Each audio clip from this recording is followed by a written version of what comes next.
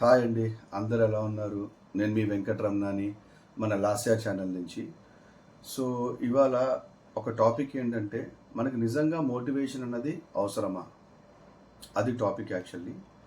ఎందుకంటే నిన్న మనం ఒక టాపిక్ మాట్లాడుకున్నాం, లక్ష్యం అని చెప్పి. ఎందుకంటే మనం పొద్దున్న లేచేసరికి ఒక వర్క్ లేకపోతే, వర్క్ అంటే వేరే వాళ్ళు పెట్టే వర్క్ కాదు, మనకు నచ్చిన వర్క్ అనేది ఉంటే ఆటోమేటిక్గా మనం రాత్రి ఎప్పుడైపోద్దా అని చూస్తాం. మీకు ఎగ్జాంపుల్ చెప్పాలంటే, మా చిన్నప్పుడు నేను ఇంటర్మీడియట్ చదివే రోజుల్లో రేపొద్దున క్రికెట్ మ్యాచ్ ఉంది, బెట్ మ్యాచ్ ఉంది, నువ్వు మ్యాచ్ ఓపెన్ ఇన్నింగ్స్ ఓపెన్ చేయాలి, బ్యాటింగ్ ఆడాలి అని చెప్పంటే ఎలా ఉండేదంటే ఆ రోజుల్లో ఆ ప్యాషన్, అంటే అది ఇంట్రెస్ట్ అనమాట. మేము అక్కడికి వెళ్ళి గ్రౌండ్లో చవటలు పట్టి ఆడతాము, బ్యాటింగ్ ఒక 10 ఓవర్స్ క్రీస్లో నిలబడాలి, ఫీల్డింగ్ చేయాలి, బౌలింగ్ చేయాలి. ఇవన్నీ మీకు బర్డెన్ ఎప్పుడవుతాయి? మీకు ఆ పర్టికులర్ వర్క్ అంటే ఇష్టం లేకపోతే అది ఫోర్స్గా చేయాలన్నప్పుడు మీరు స్ట్రగుల్ ఫీల్ అవుతారు. సో ఆ రోజుల్లో ప్యాషన్ అంటే ఏంటో నాకున్న ఎక్స్పీరియన్స్ మీకు వివరిస్తాను. సో వీడియోలోకి వెళ్ళే ముందర మీరు సబ్స్క్రైబ్ చేయండి, మర్చిపోకండి. మీ బ్లెస్సింగ్స్ నాకు చాలా అవసరం.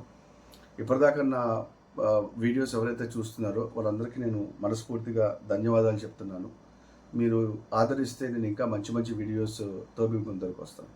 సో మనం మోటివేషన్ టాపిక్లోకి వెళ్ళే ముందర నాకు జరిగిన ఎక్స్పీరియన్స్ ఏంటంటే, నా చిన్నప్పుడు చాలా వండర్ఫుల్ హార్మోన్స్ బాడీ అంతా ప్రయాణించడం మొదలెడతాయి. మీరు ఒక రేపొద్దున ఒకటి చేయబోతున్నారు, దాని గురించి ప్రిపరేషన్ అవ్వబోతున్నారు అని చెప్పి.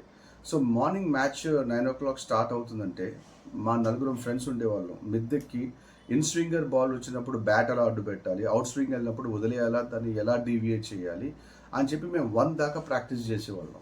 డిస్కషన్స్లో నైట్ ఎలాగో బయటికి ఆ రోజుల్లో ఆడే అంత వీధి ల్యాంప్స్ కూడా ఉండేవి కాబట్టి సో మ్యాచ్ ఎలా గెలవాలి, మనందరం ఎలా ఫీల్డింగ్ చేయాలి, ఓపెనింగ్ నువ్వు బ్యాటింగ్ దిగితే నువ్వు స్కోరింగ్ లెవెల్ ఎక్కడ దాకా బాగా నువ్వు లాక్కెళ్ళాలి, ఇదంతా ఒక ప్యాషనేట్గా అయ్యేది. మాకు టైం కూడా తెలిసేది కాదు, అంతే. అదే సాటర్డే సండేస్ వస్తే అస్సలు మేము అన్నాలు కూడా తినకుండా అలా వెళ్ళి ఆడేవాళ్ళం. సో అక్కడి నుంచి ఇదంతా నేను మీకు ఎందుకు చెప్తున్నానంటే, అక్కడి నుంచి నేను గ్రహించింది ఏంటంటే పర్టికులర్లీ ఇంట్రెస్ట్ అనమాట. ఇంట్రెస్ట్ ఉంటే మనకి టైం తెలీదు, పగలు రాత్రి తేడా తెలీదు. సో చేసే వర్క్ మీద తప్ప ఇంకా దేని మీద దృష్టి ఉండదు, ఆకలి ఉండదు, దప్పిక ఉండదు, క్రియేటివ్నెస్ ఆటోమేటిక్గా వస్తూ ఉంటుంది. సో మన లక్ష్యం అనే టాపిక్ లాస్ట్ టైం మనం మాట్లాడుకున్నాం లాస్ట్ వీడియోలో. సో దానికి కంటిన్యూస్గా ఇంకొంచెం అడ్వాన్స్డ్ వెళ్ళి జస్ట్ దీన్ని ఎలాబరేట్ చేస్తున్నాం. సో మోటివేషన్ అన్నది జనరల్గా మాకెప్పుడు ఎవరు ఇవ్వలేదు. జస్ట్ దాన్ని మేము క్రికెట్ అనేది టీవీలో చూసాము, మాకు ఒక కోరిక, ఒక డిజైర్ ఏర్పడింది. ఆ డిజైర్లోంచి ఆటోమేటిక్గా మా ఫ్రెండ్స్ అందరూ గ్యాదర్ అయిపోయి మ్యాచ్ పెట్టేసి, బెట్ మ్యాచ్ పెట్టేసి, గెలిస్తే బాల్ టు బాల్ అని చెప్పి ఆ రోజుల్లో. So it has gone well, అంటే ఐ ఎంజాయ్డ్ లైక్ ఎనీథింగ్. ఇప్పుడున్న పర్సనాలిటీ కూడా ఆ రోజుల్లో ఉండేది కాదు. సో సబ్సిక్వెంట్గా లైఫ్ ముందరికి వెళ్తున్న కొద్దీ నేను గ్రహించింది ఏంటంటే, ఆ క్రికెట్ ఏజ్, ఆ డిగ్రీ అయిపోయిన తర్వాత ఫ్యామిలీ రెస్పాన్సిబిలిటీస్ మనకి మీద పడతాయి. సో మీకు నచ్చిన ప్రొఫెషన్లో మీరు ఉండరు, and you have to suppose to do them. ఒక జాబ్ పొద్దున్న వెళ్ళబుద్ధి కాదు, లేవబుద్ధి కాదు, ఎందుకంటే వాడు జీతం ఇస్తున్నాడు కాబట్టి మనకు వెళ్ళాలనిపిస్తుంది. లేకపోతే అంతే, ఒకవేళ ఆ జాబ్ చేసినా చేయకపోయినా ఒకటే. ఓకే, సో మీరు చూసుకున్నట్టయితే, మీరు ఏ సేల్స్ ఫీల్డ్ తీసుకున్నా, ఎనీ అదర్ సాఫ్ట్వేర్ తీసుకున్నా, హార్డ్వేర్ తీసుకున్నా సరే, నిజంగా పర్సంటేజ్ ఆఫ్ ద పాపులేషన్ ఎంతమంది వాళ్ళ జాబ్స్ని లైక్ చేస్తున్నారు? అసలు జాబ్ అనే మాట పెడితేనే చాలామంది భయపడుతున్నారు, ఆ పేరు చూస్తేనే, బ్రాండ్ చూస్తేనే, జాబ్ అనే బ్రాండ్ చూస్తేనే. సో అలా కాకుండా మనం పొద్దున్న లేస్తాం, ఏదో ఒకటి చేయాలి, సో అందుకని వెళ్తున్నాం. ఒకవేళ మీకు మీరు చేసే వర్క్ మీద ఇంట్రెస్ట్ రాకపోతే, ఇంట్రెస్ట్ ఎలా రప్పించుకోవాలి అన్న దాని మీద కాన్సన్ట్రేట్ చేయడానికి మనం ట్రై చేయాలి. యాక్చువల్ చెప్పాలంటే కనుక, మార్నింగ్ వెళ్ళాము, కొన్నాళ్ళు నచ్చదు, కానీ మనం చేస్తూ ఉంటాం. మనకి నచ్చే అంశం వచ్చేదాకా. సో క్రికెట్ అప్పట్లో నచ్చింది, ఇప్పుడు దానికి మించి ఇంకేమైనా మనకు నచ్చుతుందా అనే దాకా మనం కీప్ ఆన్ ప్రయత్నిస్తూ ఉండాలి లైఫ్లో. సో ఆ భాగంగా ఏంటంటే మనం ముందరికి వెళ్తూ ఉండాలి.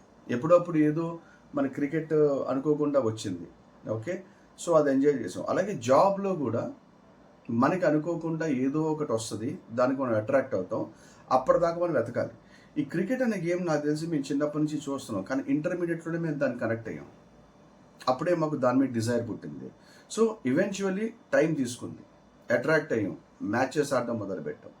అలాగే రోజు మన క్వాలిఫికేషన్ తగ్గట్టు మన జాబ్ వచ్చినా అది నచ్చకపోయినా మనకి నచ్చే ఆ పర్టికులర్ ప్రొఫెషన్లో ఆ టైం వచ్చేదాకా మనం వెయిట్ చేయాలా, వచ్చిన తర్వాత దాని మీద కాన్స్టెంట్ నేను చెప్పాను కదా లక్ష్యం పెట్టుకోవాలి.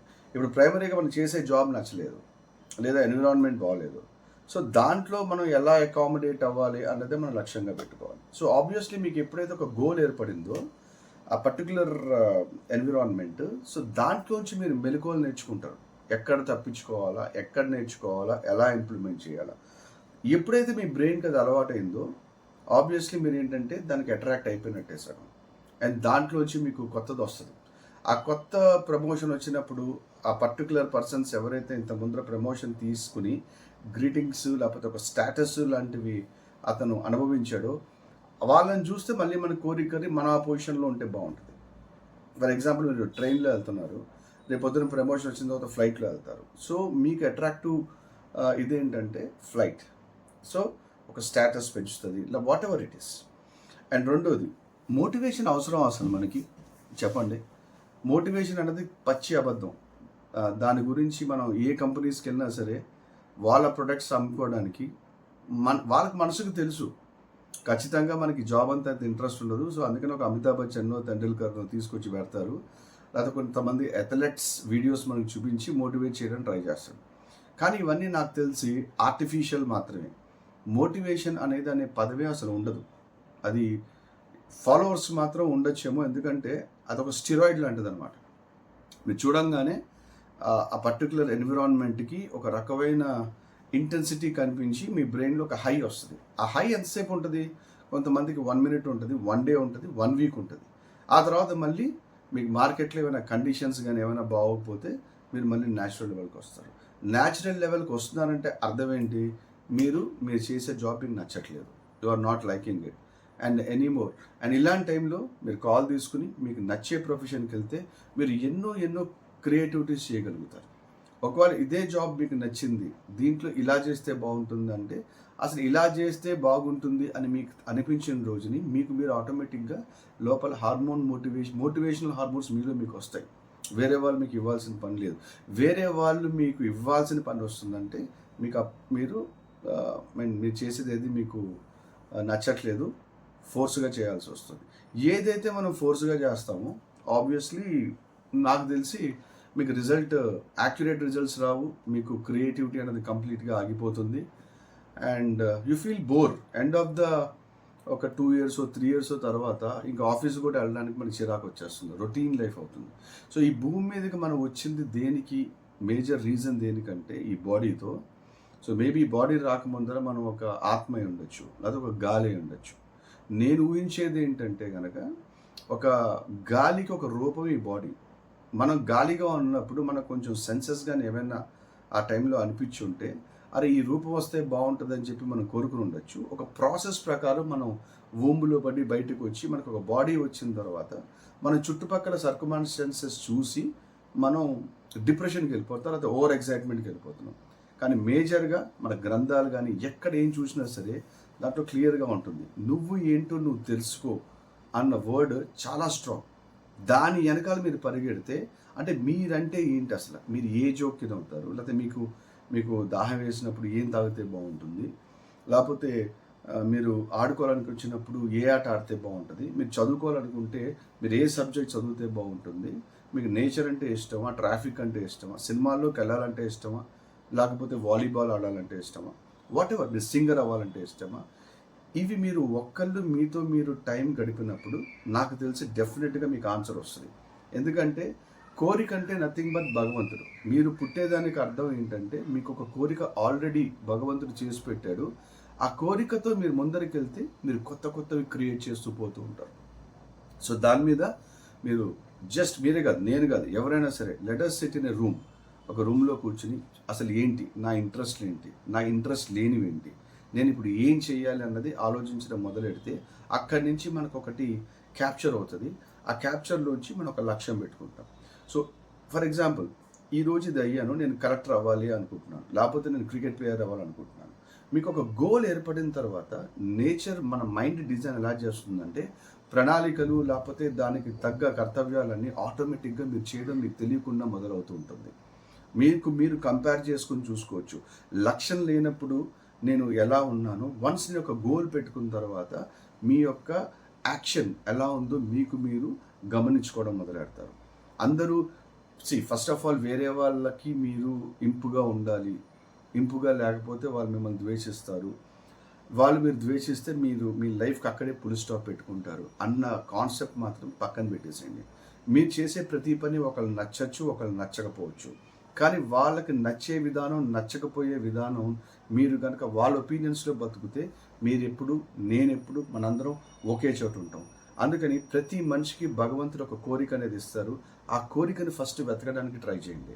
ఆ కోరికే భగవంతుడు. ఆ కోరికలోంచి మనం ఈ సృష్టికి ఏదో ఒక కాంట్రిబ్యూట్ చేయొచ్చు. మనం డైరెక్ట్గా ఎవరైతే వాళ్ళ ఇంట్రెస్ట్ ఒపీనియన్ ఉంటారో వాళ్ళతో మనం ఇంటరాక్ట్ అవ్వకపోవచ్చు. కానీ మీరు కనుక మీ కోరికని ఫాలో అవుతే, మీ టాలెంట్ని ఫాలో అవుతే మీకు చాలా క్రియేటివిటీస్, చాలా రూట్స్ ఫాలో అవుతారు. మీరు ఒకటి అకంప్లిష్ అవ్వాలి. ఈరోజు ఇక్కడ ఉన్నారు, ఈరోజు ఒక స్టెప్ వేసాను, అక్కడికి వెళ్ళాలి. అక్కడికి వెళ్ళడానికి మీరు ఒక ఆబ్జెక్టివ్ పెట్టుకుంటే కనుక మీకు ఆబ్వియస్లీ 100 స్టెప్పులు మీకు మీరే తెలియకుండా వేసి చాలా ఒక నాలెడ్జ్, ఒక ఎడ్యుకేషన్ మీకు వచ్చేస్తుంది. మీకు తెలియదు అది కూడా. ఎందుకంటే ఏ రోజైతే మీకు ఒక గోల్ లేదో ఆ రోజు మీకు ఏమి ఉండదు, ఎంప్టీ మైండ్. మీరు కంపారిటివ్ స్టేజ్కి వెళ్ళినప్పుడు, మీరు గోల్ పెట్టుకున్నప్పుడు మీకు కంపేర్ చేసే టైం కూడా మీకు ఉండదు. అందుకని మోటివేషన్ అనేది జస్ట్ నథింగ్ బట్ అది లక్ష్యమే మోటివేషనే లక్ష్యం. ఈ రెండింటికి మీరు కన్ఫ్యూజ్ అవ్వకండి. అది మాత్రం నేను స్ట్రాంగ్గా చెప్తున్నాను. మీకు లక్ష్యం ఏర్పడాలి అంటే మీకు మోటివేషన్ ఏర్పడాలి అని కాదు. మీ కోరికే మీ లక్ష్యం, మీ లక్ష్యమే మీ మోటివేషన్. డిఫరెంట్ ఐడియాస్ మీకు వస్తూ ఉంటాయి. ఈ రోజుని మీరు ఇక్కడ ఉంటూ ఉంటారు, రేపు పొద్దున్న అక్కడికి వెళ్ళాలంటే ఇంకో ప్రణాళిక వేస్తారు. చాలా సందర్భాల్లో మీరు వేసిన ఆ రోడ్ మ్యాప్ అక్కడ రీచ్ అవ్వడానికి తప్పు అవుతుంది. సో అది కూడా లెర్నింగే మనకి. ప్రతి స్టెప్ మీరు ఏ రోజు గిల్టీ ఫీల్ అవుతుంది. ఏ స్టెప్ వేసినా సరే అది మీ లైఫ్కి ఎడిషనే. అది ఫెయిల్ అవ్వచ్చు, అది పాస్ అవ్వచ్చు. పాస్ ఫెయిల్ అనేవి అసలు ఉండవు, నేర్చుకోవడం మాత్రమే ఉంటుంది. అది మాత్రం మీరు గుర్తుపెట్టుకోండి.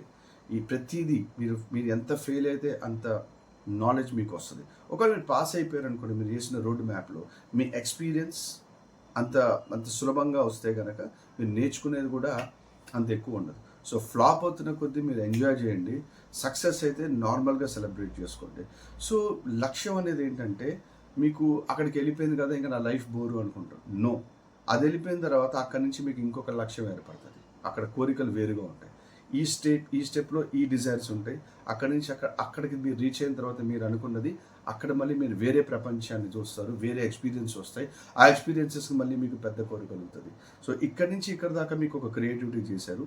అక్కడి నుంచి మీ యొక్క ఆబ్జెక్టివ్ని అకంప్లిష్ చేయడానికి ఎన్నో క్రియేట్స్ మీరు చేయగలుగుతారు. అందుకని నేను చెప్పేది ఏంటంటే మోటివేషన్ అనే పదం కానీ, మోటివేషనల్ వీడియోస్ ఎవరు చూసినా సరే అదొక డ్రగ్ లాంటిది.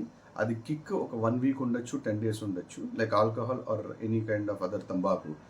ఆ టైం వరకే పనికి వస్తుంది. కానీ మీలోంచి ఉద్భవించే ఆ అగ్ని ఏదైతే ఉంటుందో ఒక భగవంతుడి రూపంలో, ఒక కోరిక రూపంలో, అది మీరు చేసే ఆ కమిటెడ్ వర్క్ దాన్ని అనుసరించి అది ప్రపంచానికి ఉపయోగపడుతుంది. And you enjoy a lot. మీరు చేసే ఒక పని వల్ల 10 మంది కనుక కాంట్రిబ్యూట్ అయితే అది చాలా బాగుంటుంది.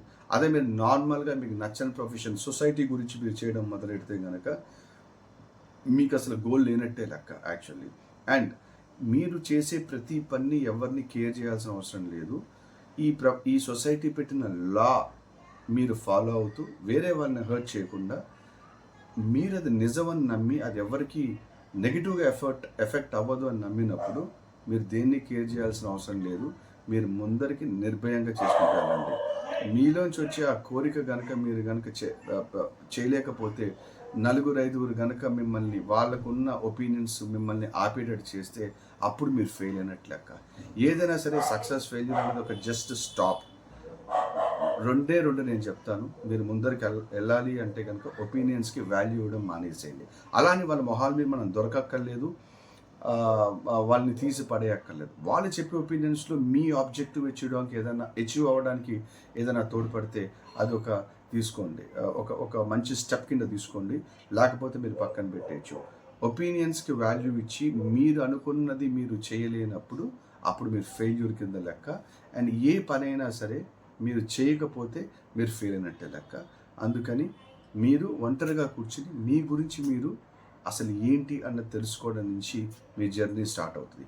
ఈ వీడియో కనుక మీకు నచ్చినట్టయితే సబ్స్క్రైబ్ చేయండి, లైక్ చేయండి, నచ్చితే లైక్ చేయండి, ఇంకా నచ్చితే మీకు షేర్ చేయండి, గంట సింబల్ మీద కొట్టండి. సో దట్ కొత్త వీడియోస్ ఏమైనా వస్తే మీకు నేను నోటిఫికేషన్స్ వస్తుంటాయి. ఇంకోటి, నేను మొన్నటిదాకా మన విజయవాడ అంతా ఎక్స్ప్లోర్ చేయడం మొదలెట్టాను. సో అది చేస్తూ ఉందాము పక్కన. అండ్ అప్పుడప్పుడు మనం ఈ యొక్క నా ఎక్స్పీరియన్సెస్ అన్నీ మీతో షేర్ చేసుకుంటూ ఉంటాను. మీకు ఏమైనా ఉపయోగపడితే వాడుకోండి అండ్ బ్లెస్ చేయండి. Thank you. Bye friends. Bye. Thank you.